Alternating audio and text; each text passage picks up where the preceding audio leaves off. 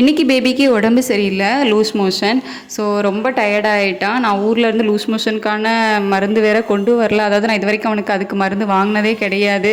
So அவனை பார்க்கவே பாவமாக இருந்துச்சு. என்ன பண்ணுறதுன்னு தெரியல. வீட்டில் அம்மாட்ட கேட்டேன்.